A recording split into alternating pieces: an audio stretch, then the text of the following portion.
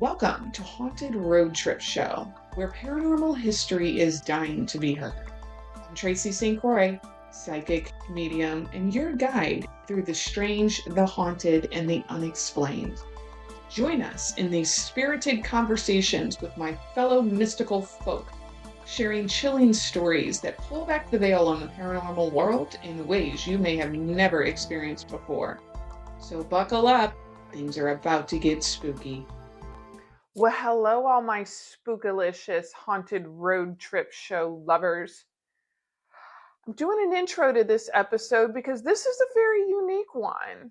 And you are going to hear a truly terrifying tale of unexplained, bone chilling paranormal activity on a very dark, desolate Texas highway back in the late 90s. And Elaine Ireland, who is a renowned psychic medium, tarot master, and somebody I get the honor of calling my bonus mom, is going to be retelling it. The first time that she told me this story, it sent chills down my spine. And I still had some extra questions for her even after the episode I called to talk to her about it. But this is not an episode for the kiddos at all. But this is an episode if you want a little bone chill and if you want a little, are you fucking serious? Yeah, we are. This is the episode for you. Enjoy. Okay, welcome, y'all. Just as Hi, I was folks. telling you before, we have Elaine Ireland here, and she is going to tell you one of the most spookiest and true stories that you'll probably ever hear in your entire life. Elaine, Yes. entertain us with your spookiness on the highways of Texas. And what is interesting about this, it really was a highway. It was a late at night, What dark year are we? highway. I'm sorry, what? What year are we? Oh, honey, I don't know. Let's see. I really don't know. 30 years ago? I've been back to Austin since 2020,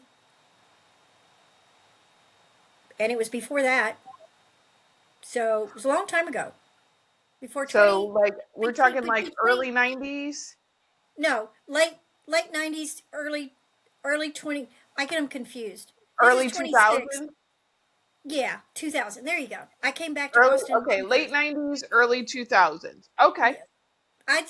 I would say maybe even 97. Something like that. Okay. Yeah, because I came back here in 2000 and it was before then.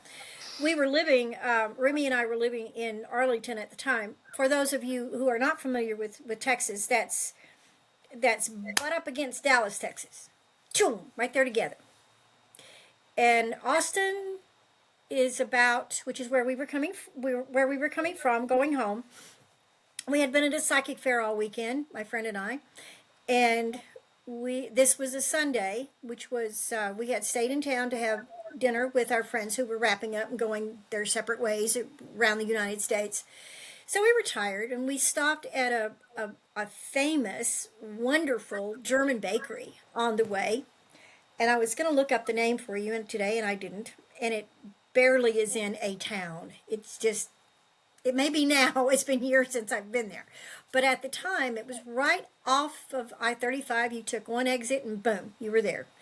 And everything is scrumptious that they create. They create everything right there. So it's an out-of-the-way place to begin with. And when you leave there, truly, when you drive away from that bakery and get back on I-35 at that time, there was nothing. If you can imagine a long stretch of highway with no stores, no homes. You can see homes late at night. You can see the lights from the windows and such, but they're not on the highway. There's nothing. And this is a wide highway.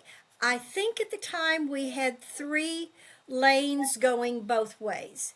But in the middle of those lanes was a very, very wide grassy area. You could walk across it. There was no fence or post or anything like that. You could walk across it if you needed to. And when we left, we were tired. We were tired to begin with. When my friend ate her sweet thing, it kind of made her a little extra sleepy. So she said something to me about, "Are you good enough to drive, awake enough to drive home?" I said, "Yeah, I am. As a matter of fact, I'm fine." And driving home meant maybe another hour and a half.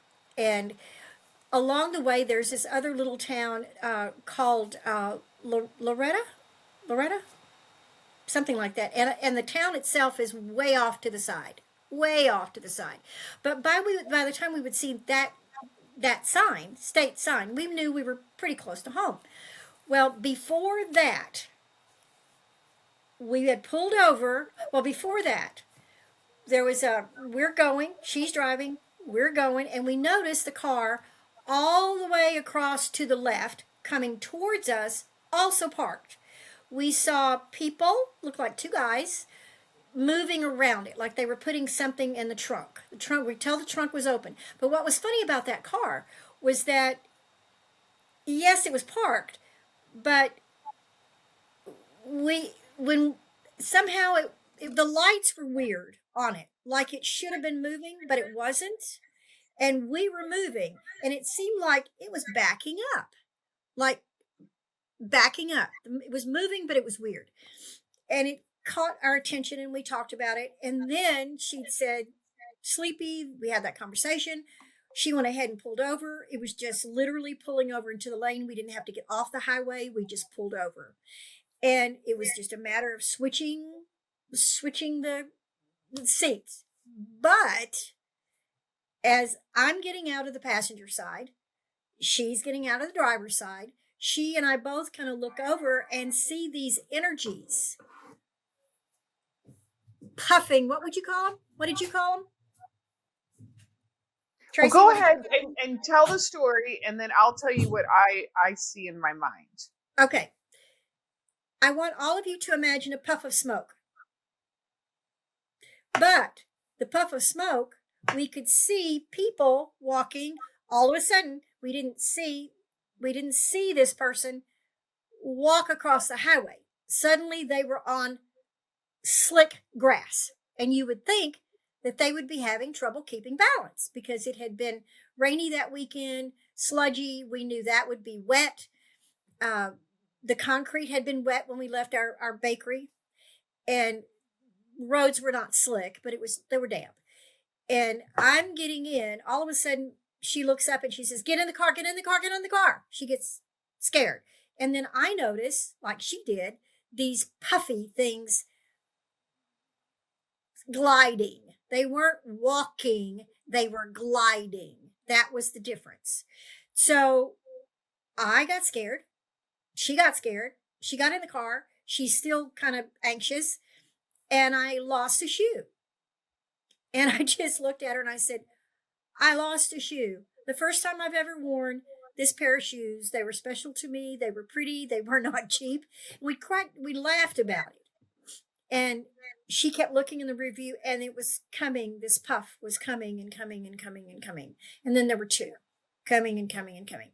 We drove away from them, and we were real quiet for a while. And then we talked about it. The car, did they come from that car? They came from that direction. What were they putting in the car? Were they doing anything? What was going on? Needless to say, after we got a little bit settled, she didn't go to sleep, by the way, and we're on the way home, we're worried about this. And we talked about it a little bit, and I said, we need to call the authorities, at least the highway department. We need to let them know. And maybe I can get out of telling them that I'm a psychic so they won't laugh at us. We talked about what we would tell them. Well, we really couldn't tell them anything except what we thought we saw, the experience we had, the losing of the shoe, the fact that something was following us. We didn't know if other people had seen it. There were other cars on the highway, but not many. This has been a kind of a bad weather weekend. It was late at night. So, of course, it's a major highway. It's I-35 going into the Dallas area. You would think it would have been heavy, heavy, heavy. Perhaps on a sports weekend it would have been, but not that Sunday night, which I was thankful for because it allowed me to drive a little faster. And we got home and got the car unloaded, and we were wide awake, and we talked it about some more, and kind of decided we wouldn't. And then I thought about it for the next couple of days, and finally, when I got home one afternoon, I said, I'm going to call the highway department. So I did. They connected me. I told the operator that I wanted to talk to somebody who drove that stretch of land, that stretch of the highway. I Right. wanted to report an event and have it documented in case anything happened to somebody. They would know that there'd been more than one event. And the lady was very nice, and she connected me with this highway patrolman. What do they call them? Highway patrol. And I told him our story, and he was very quiet. He didn't ask questions. He didn't interrupt me. And when I stopped, took a deep breath, and he said, "Is that everything?" And I said, "You think I'm crazy, don't you?" And he said, "No, that happens to be a stretch of highway where two famous killings, call it not mass murders, but internationally known murders by two men over the years have been reported. We have also had individuals use stretches of that highway as a dump site, usually within a half a mile from the highway." I said, "Okay." And we're talking about dump site for human Murders. bodies. For Murder. human bodies. Okay. Right. And it was, and when he said that, then I had remembered, yes, this one famous case where it was, I think, brothers, and the first person they killed was the mother, and then a couple of women. Not sure how they got caught, but they did. And it was in the news for a long time. And then after that, there was a young man whose specialty was college girls, and I think the theory was that he had been copying their methodology. He ended up in jail too. But anyway, this gentleman, he said, "I will be glad to record it." He took all my information. I told him, and I jokingly said, "If you find my shoe, call me." Never expected to hear anything. A couple of months later, in the evening, get this phone call, and it was another man, but I could tell there were two people. Like the speaker was on, I could hear stuff going on in the background, and he had the file in front of him, and he tried to joke about it, and he said, "We think we found your shoe." Well, the shoe was not just an ordinary plain shoe. It had certain decoration. It was summery. It was feminine looking. It had little flowers on it, that sort of thing. And he said, "We think we found your shoe." And I said, "Okay, where'd you find it?" And he said, paused for a moment, and he said, "On the other side of the highway, going south, pointed backwards." Now remember, we've got a wide stretch of highway, a wide stretch. You've got 2 or 3 lanes on both sides, and you've got this wide stretch of grass. Right. That was wider than the two highways put together. Wide. And a fairly busy street. So people aren't going to be just pulling over for no reason and walking across the highway. So my first thought was, okay, how did that happen? And he said, "Tell me again what happened." So I went through it. I said, my friend and I have talked about this a number of times. And our first thought was, where was the car? What were they doing? Was it another body dump? What was it? What was going on? Mm-hmm. And how did the imagery we saw at first look like men floating, not walking, floating over the lane of grass, and then all of a sudden they're puffy, like a wisp. And he said, "This is not the first time we've heard that kind of story." Mm-hmm. He said, we've heard so much that we do not allow any of our men to drive and patrol there singularly. They are always 2 in a car. And Whoa. sometimes more than two in a car if they know they're going to be there in the dark. Because Whoa. if they find something, they see something, they're going to need more than one man. And in these days, I'm sure one woman. Maybe even there were women then. I don't know if there were or not. But he said, nobody wants that duty. Nobody wants to be on that patrol. And he said, we try to rotate them so that they do not do it more than one time a week. And he said, we've walked it. And when somebody said we saw people walking, sometimes we can see footsteps and then it disappears. Like they stop. Wow. Yeah, scary. And my friend and I talked about that over the years. What had we seen? Had we seen spirits? Had we seen something from the other side? Had we seen real solid people that had the ability to change into a whiff? Scared the crap out of me. And if it's scaring guys that work in the sheriff's department, it's got to be pretty creepy. Yeah. But to say this is not the first call and probably won't be the last. I haven't been on that stretch of road for probably 20 years now. So I'm sure there are things built there. I mean, all it was solid flat land. And quite frankly, there were many, many, many, many, many crops that were grown there. So they would discover bodies when the crops had been disturbed, which at the time I thought that's pretty stupid if somebody trying to hide a body, if they're going to have to dig up crops in order to not very smart, right?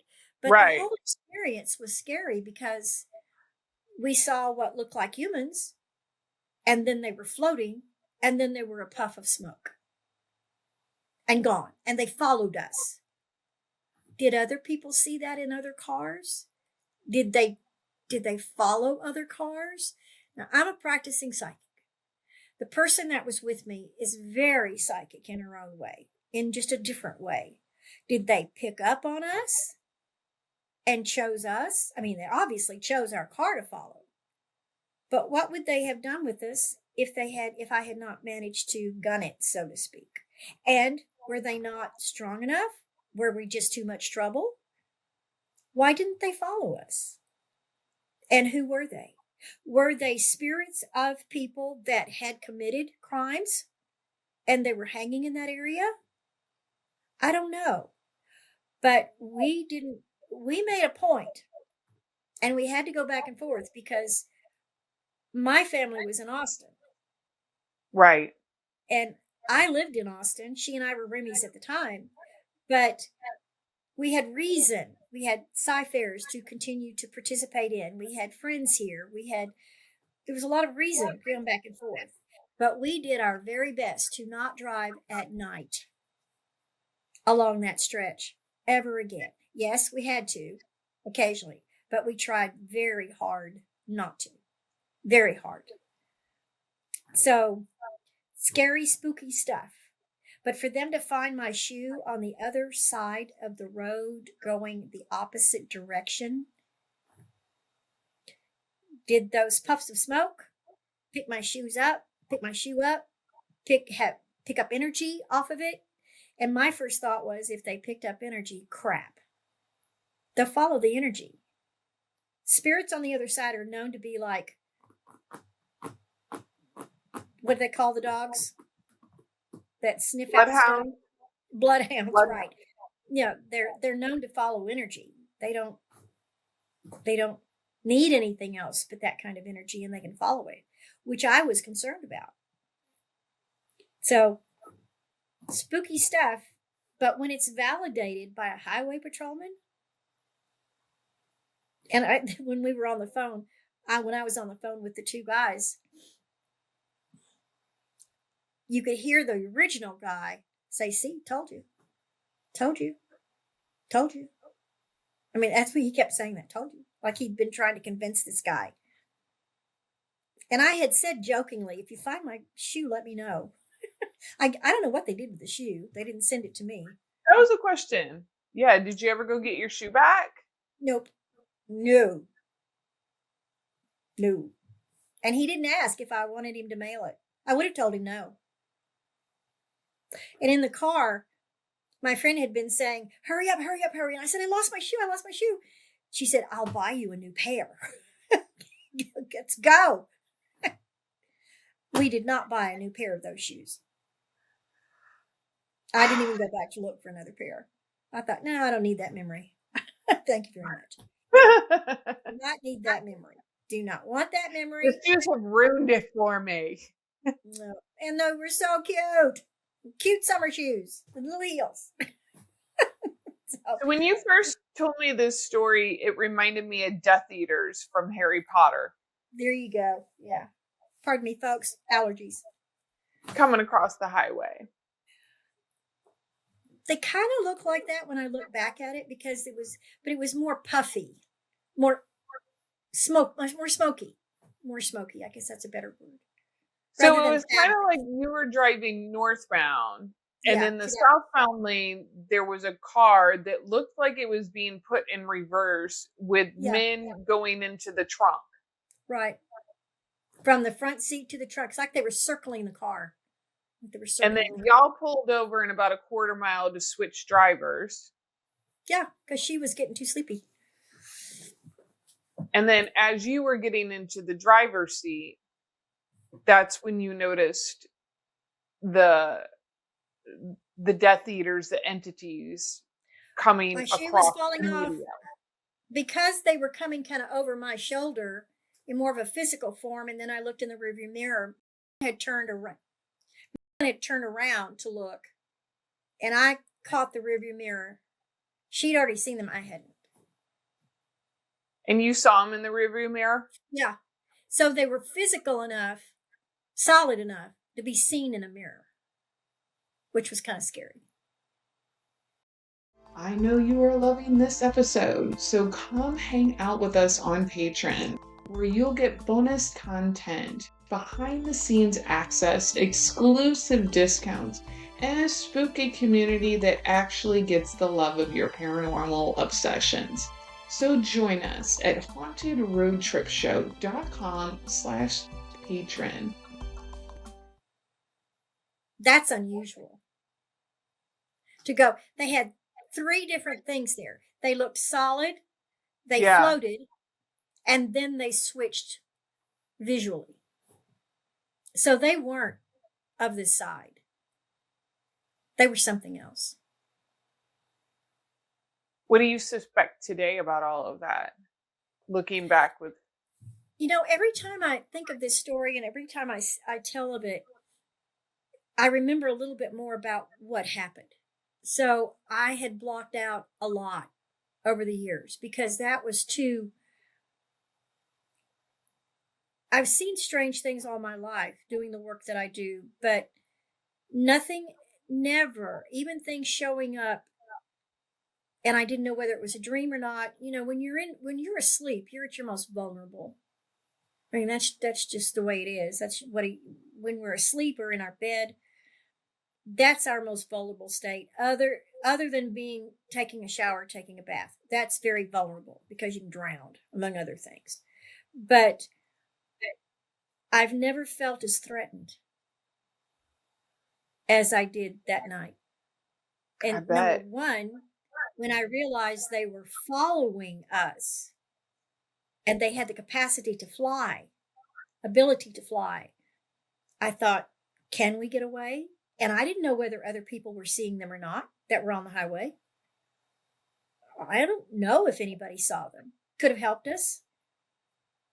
I didn't know whether they had the ability to cause a car crash, make us roll over. I had no idea how strong they were. So, but at the time, I just gassed it, just hit it, and got out of there. But they pretty much kept up with us for a while, and then they just stopped. They just disappeared. That has always been one of, I think, the scariest story you've ever told me. that's always has sent chills down the back of my spine of I like I what said, I've never exactly. felt so vulnerable ever. Well, yeah, out in the open, That's I mean, mhm. highways, it's, they can be quite dangerous In for, my in my younger days, younger meaning 20s and early 30s, I used to go back and forth between San Antonio and Austin on a regular basis, which at that time was maybe a 2-hour drive, depending. We always joke about depending on the traffic. Here in Texas, we don't say, "Well, how far is it?" We say, "Well, it's about 2 or 3 hours, depending on the traffic." yep, That's and traffic. yeah. It, but and I was driving by myself. Sometimes I had my children, which were very young, with me. I even had a flat one night in the New Braunfels area, and I was never afraid, never But afraid that you of the were highway. terrified. Yeah, yeah, yep. Now times were different. Granted, things were not as crazy, but things certainly happened that shouldn't. But I just was never afraid of the highway until that night. Until that night, until the Until that night. And now, even until the death today, and I'm meters. 81 years old, and I still have my vision is not great at night. So of course I don't want to drive home unless I'm almost home. If I know the timing and I know the area that I'm driving in, but I don't want to be 100 miles out from where I don't know where I am going, then I'm fine with driving at night. But if I'm driving by myself, I will spend the night somewhere. Yeah. I'll get off the road. And people will say, "Well, you're almost home by then." And I'm going, "Yeah, but no, not going there. No, I'll spend the night someplace. Get up early in the morning and go home." Just because of that incident. And Did you ever have yeah, dreams about it? no, I haven't had dreams, but over the years it will pop up. And usually after I'm asked to share a story of some sort, this story will come up with it. I My friend is just convinced that had we not gotten away, we wouldn't be breathing today. She is convinced of Well, that. it didn't seem like the friendliest of spirits coming to say hello, darlings. Do No. you need help? But what I've always thought was interesting was that the other side of the highway, and was there really a car there? Or was that part of the illusion, part of the setup? That what makes me question was that a residual memory being played? It very well could have been. That was a dump spot, like they said. It was a dump spot. It was known to It be yeah. on both sides I of the have my highway. own suspicions about that I've shared with you that I think that's a, yeah, a lot of a replay and a lot of, you know, spirit being able to mess with people. And And I the think other that they thing had a is, great people, energy source out there. They had all that energy from the highway, yep, all and that transient energy. we know that people stop their cars and pretend they need help. Yep. Maybe even jack their cars up in the past, and people will stop to help, and then they end up in trouble. But I didn't see that. Neither did she. We just saw people moving around the car.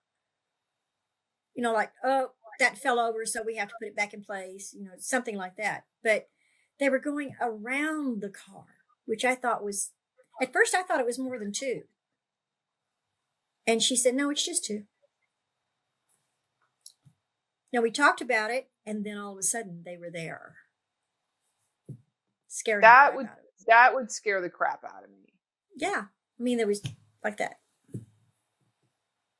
But they started out That in one form and ended up in another form. That's what I saw first. I saw solid looking people not walking, floating. And then they became the width, this smoky stuff. Anyway, she had already so seen they it were able to materialize very quickly and very shapeshift. quickly. Yeah. Shapeshift. So That's a they've good been word. out there for a while working with the energies that were right there and being able to manipulate them quite well. I don't know how to explain the feeling, but when there's a different feeling about just being vulnerable and being Yeah, frightened or worried about where you are. And one that if you don't do something, you may not live. And even when we were in the car, that's how we felt. If they could get that close to the car that quick. that quick, how can we get away? And they followed us. I don't know for how many miles. She kept an eye on the rearview mirror. I kept an eye on the highway. And she was the one that said, they're not there. Oh, that just gives me chills everywhere. Yeah, scary. That, I haven't had anything that scary. I've had some very unusual experiences, yeah, but but nothing. not that scary. Mm-mm. And I've been in some spooky houses and commercial buildings and people's homes, and that should have scared the crap out of me. I mean, I've even had spirit grab my ankle, and my reaction was anger rather than fear. It was, don't touch me. I didn't give you permission to touch me. Don't touch me. Because I knew that touch was one of, I'm going to yank you, rather than, hey, I'm here. There's a difference. And those of us that work with this, do this work, we know the difference. Like Yes. somebody trying to hold on to something to be safe themselves, rather than somebody yanking us out of a space. And I've never had an experience like that one. When we got home, we of course had a garage door opener thing. And it was not unusual for us to not unload the car unless it was food or something like that, especially after a trip. We do it the next morning. And that evening we were both so awake, we unloaded the car. Got everything out of it. And I even asked her, I said, you want the energy in the house right now? But we just went ahead I and rocked probably it. would have been out there with some Palo Santo or something. If I'd had anything, I would have been. Yeah, but I didn't have anything. We joked about just getting it out of the car and leaving it in the garage. And, looking back on it, if I'd thought about it even, I probably wouldn't even have taken the car in the garage. That was just a habit of ours. You drove in the garage and you locked everything Right. up. But we lived in a neighborhood where it would have been just fine sitting in the driveway. I never worried about that. So it was it was a short thing that happened, but it seemed like a whole lot of fear in a short period of time. And I don't want to do it again. I don't want to ever have that experience again. I don't blame you. I wouldn't want to have, no. I would choose different. What do you and pick up easier. on the rest of it? What do you pick up on the rest of it? I've always shared with you that I really feel like that is, I think that's more of a dumping and a killing ground than the troopers even suspected. I think it went back many, many generations that there was a lot of, I always felt like there was a lot more bodies and evidence there.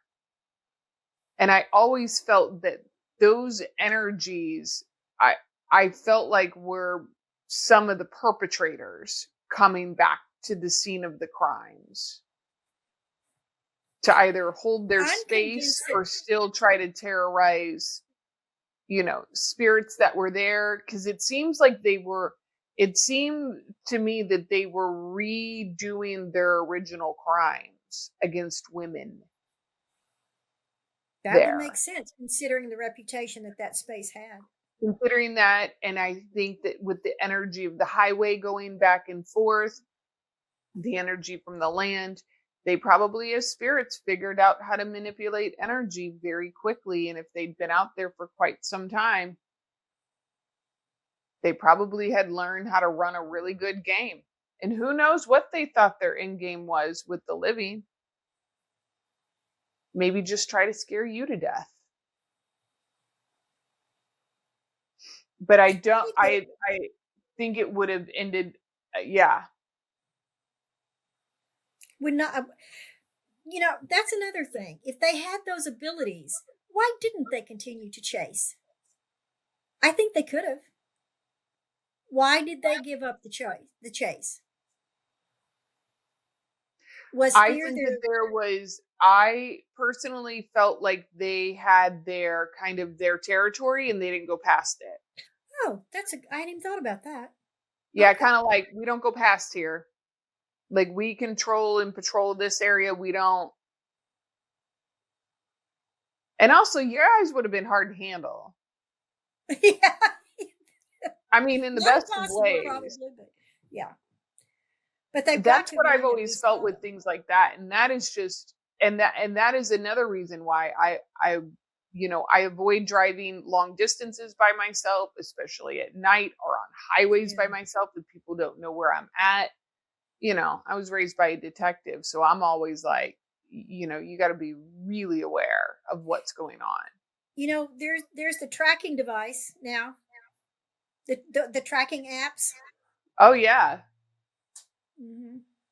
to help you, keep you safe. But yeah, I would not want to have a run in at all like that. Like that would be terrifying. I don't think I would sleep at all for a while. I was surprised. You asked me if I dreamed about it. I was surprised that I didn't, and I was surprised that when I meditated, it didn't come through, which was another reason why I questioned their intent. It's like they just dropped it. Well, if they couldn't have gotten what they needed in their own quote territory, they weren't going to try to pursue it, Yeah. right? Like you can't Well, go past here. I was so surprised about the reactions of the highway patrol guys. Because he's Especially free to back share. then, yeah, it would have been, language would have had to been a lot different explaining what happened out there Well, than it was. the two gentlemen that I talked to, I never saw either one of them, but I had the sense that the first one that I talked to was probably in his 50s or so. But the other man had a younger voice. That doesn't mean he was any younger. He had a younger voice. And it was like by him calling, whoever answered the phone that he talked to was like the original man was convincing him that this was real. There you go. There Was you go, real. ladies and gentlemen. Yeah. Terror and Death Eaters on a Texas highway. Tell me what you think. Let me know in the I comments. Let me know in the social media posts. I know I wrote their names down, but I have no idea if I still have that.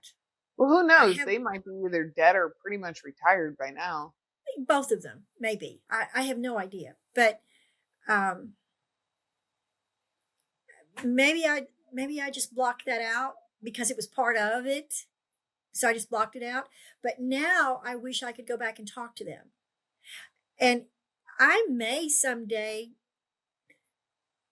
talk to some of the people that work in that area just to see what that part of the highway has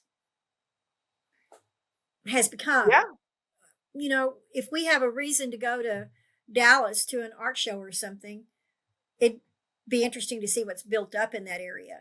But that's another thing. It was a body dump. And I haven't heard of any bodies being discovered via construction, which we know happens every now and then.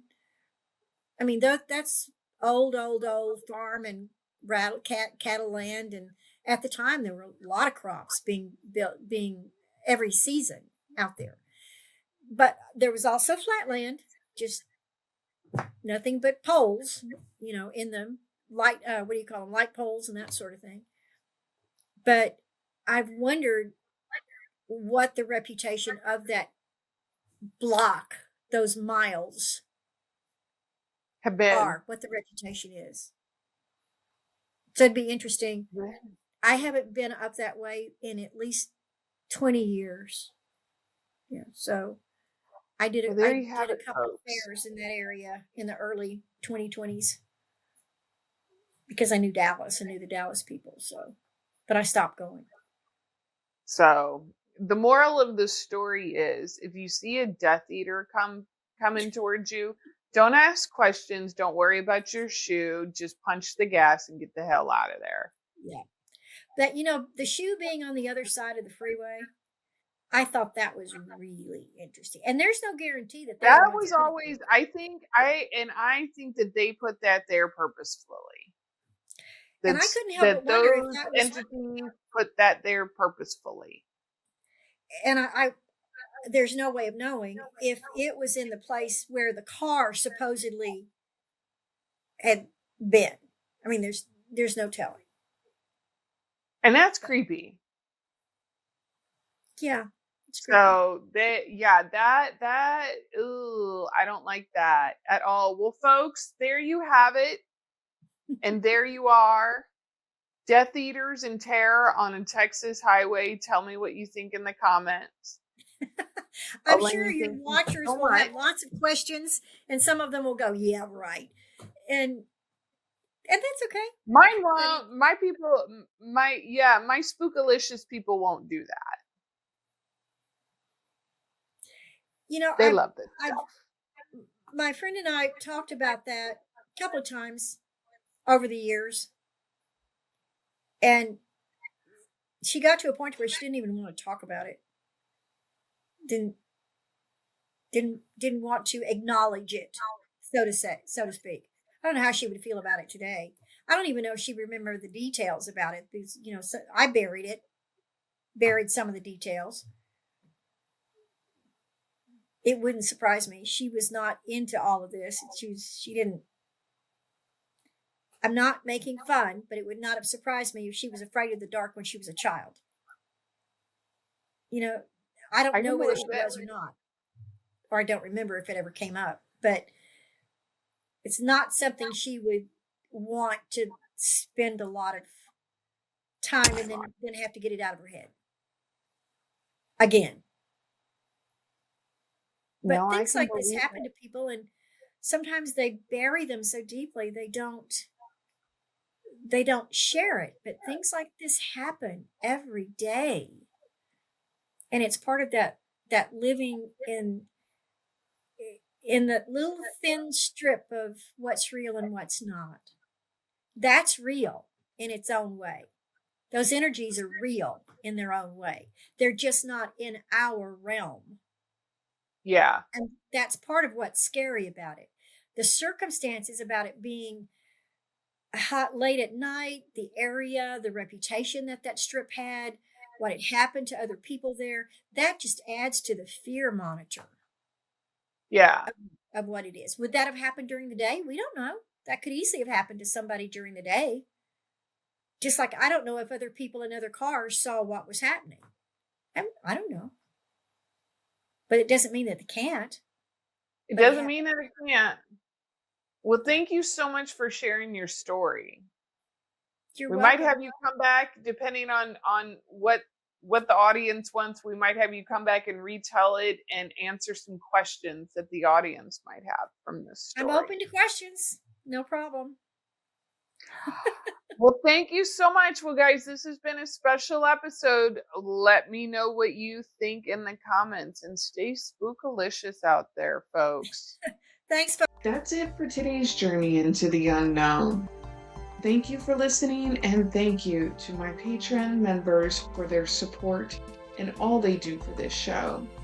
And if you're dying to see these haunted road trips in action, you can also watch Haunted Road Trip Show on Binge TV, where paranormal history is dying to be seen and heard. Until next time, stay weird, y'all. Real weird.